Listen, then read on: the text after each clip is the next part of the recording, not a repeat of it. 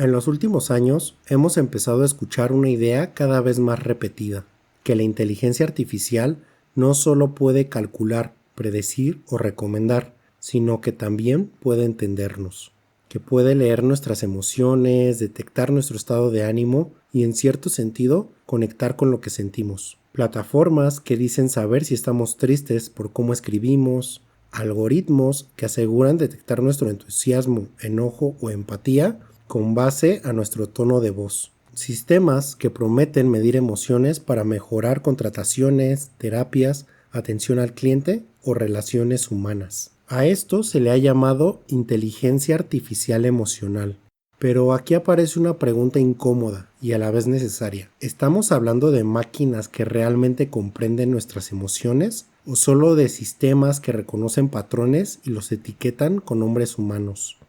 Porque una cosa es identificar que cierto tono de voz suele asociarse con tristeza y otra muy distinta es entender qué significa estar triste en un contexto social, cultural y personal. Hoy vamos a preguntarnos si los algoritmos pueden ir más allá de la correlación de datos, si pueden capturar matices como la ironía, el sarcasmo, la empatía o el doble sentido, o si, por más sofisticados que sean, seguirán siendo observadores externos de algo profundamente humano.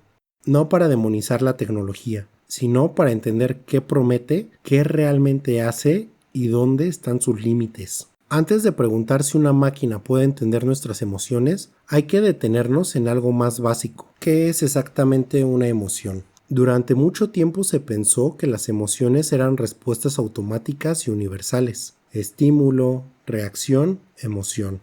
Hoy sabemos que esa visión es insuficiente. Las emociones no son solo impulsos biológicos ni simples sensaciones internas. Son procesos complejos que integran cuerpo, cognición, memoria y sobre todo contexto social. Sentir miedo, alegría o enojo no es únicamente experimentar una activación fisiológica, sino experimentar esa activación dentro de una situación, una expectativa y un marco cultural. Por eso, una misma reacción corporal puede significar cosas muy distintas: ansiedad, entusiasmo, vergüenza, todo dependiendo del contexto e interpretación de quien la vive. Además, las emociones cumplen una función social, nos permiten regular vínculos, comunicar intenciones, negociar normas implícitas y construir una identidad. No solo sentimos emociones, las usamos para relacionarnos con otros. Eso implica algo crucial. Las emociones no existen aisladas dentro de la mente, como objetos medibles de forma directa. Estas emergen en interacción con otros, en situaciones cargadas de significado simbólico. Entender una emoción, entonces, no es reconocer una señal visible, sino comprender por qué esa emoción tiene sentido para esa persona, en ese momento y ese entorno. Y con eso en mente, podemos avanzar a la siguiente pregunta. ¿Qué hace realmente una inteligencia artificial cuando dice que reconoce emociones? Cuando una inteligencia artificial dice que está reconociendo emociones, no está accediendo a estados internos, ni interpretando experiencias objetivas. Está realizando algo mucho más específico. Está clasificando patrones. En términos simples, estos sistemas analizan grandes volúmenes de datos, texto, voz, imágenes o videos, y buscan regularidades estadísticas que, en el pasado, han sido asociadas con ciertas etiquetas emocionales. Por ejemplo, si un modelo ha sido entrenado con millones de fragmentos de texto, donde determinadas palabras, signos de puntuación o estructuras sintácticas fueron etiquetadas como tristeza, aprenderá a asociar combinaciones similares con esa categoría. Lo mismo ocurre con el tono de voz, la velocidad del habla o ciertos movimientos faciales. Pero aquí hay una distinción clave.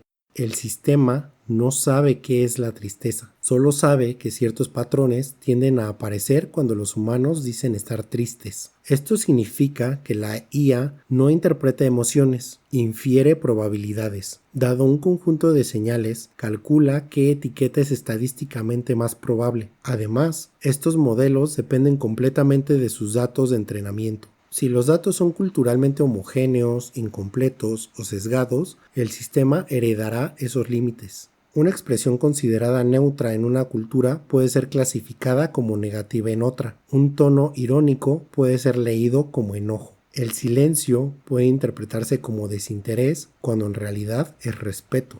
Por eso, muchos sistemas funcionan bien en entornos controlados, pero fallan en situaciones reales, ambiguas o socialmente complejas. En resumen, cuando una IA detecta emociones, lo que hace es mapear señales observables a categorías predefinidas, sin acceso al significado, la intención ni la vivencia subjetiva detrás de ellas. Y esto nos lleva directamente a un problema más difícil. ¿Qué ocurre cuando el sentido de lo que decimos no está en las palabras, sino en el contexto, la ironía o lo implícito? Una de las mayores limitaciones de la inteligencia artificial emocional no está en el reconocimiento de señales, sino en la comprensión del contexto social en el que esas señales adquieren significado. En la comunicación del día a día, gran parte de lo que decimos no está explícito. El sentido suele depender de normas compartidas, expectativas mutuas y conocimiento previo entre los interlocutores. El sarcasmo es un ejemplo claro. Cuando alguien dice, claro, excelente idea,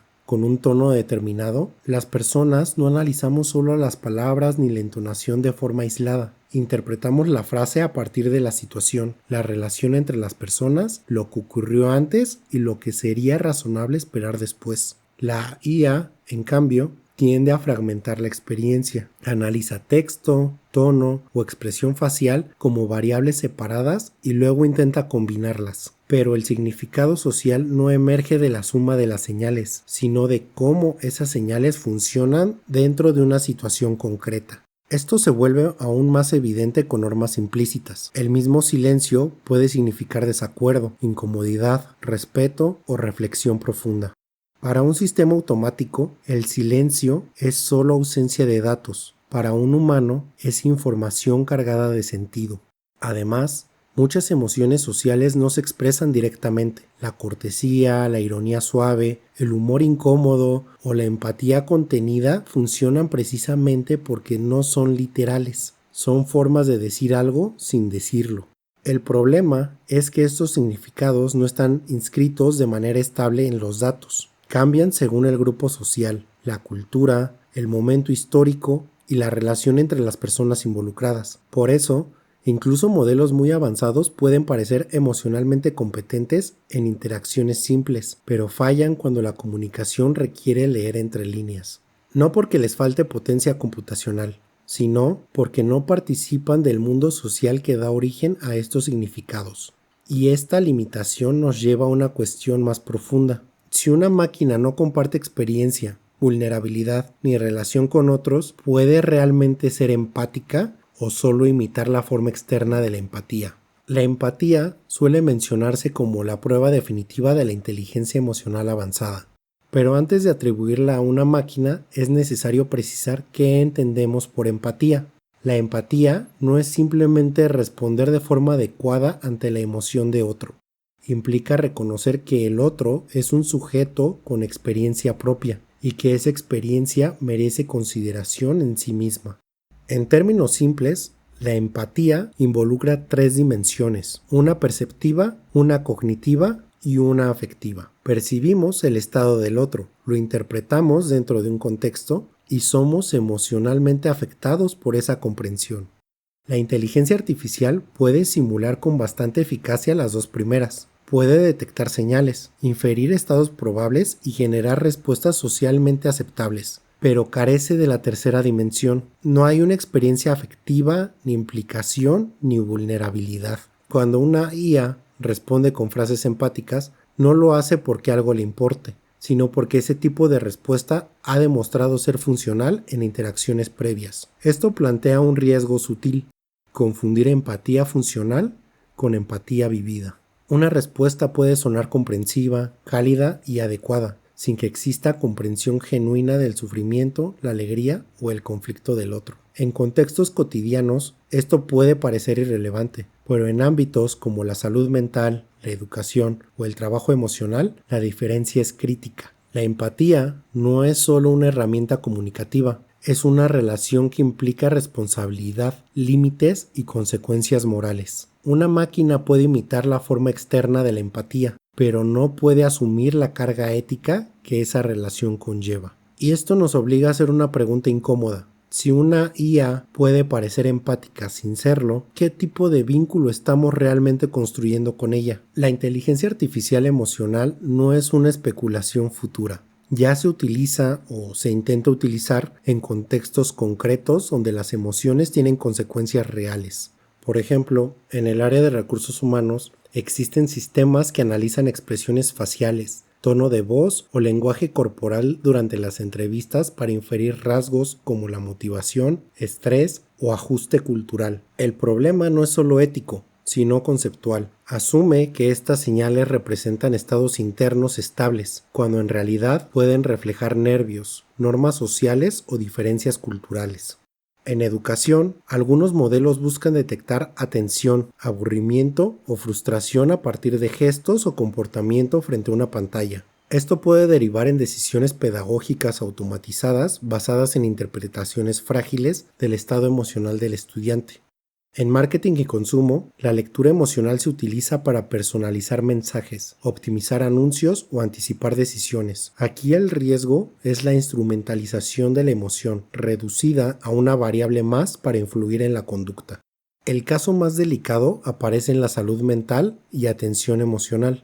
Chatbots y asistentes que ofrecen una contención básica, pero cuando se presentan como sustitutos de vínculos humanos o intervención profesional, el límite ético se vuelve difuso. Además, estos sistemas tienden a naturalizar sus propias inferencias. Una emoción detectada se convierte en una etiqueta, la etiqueta en un dato y el dato en una decisión automatizada difícil de cuestionar. A esto se le suma el problema del sesgo. Si un dato de entrenamiento refleja a una población limitada, las emociones de ciertos grupos pueden ser sistemáticamente malinterpretadas o invisibilizadas.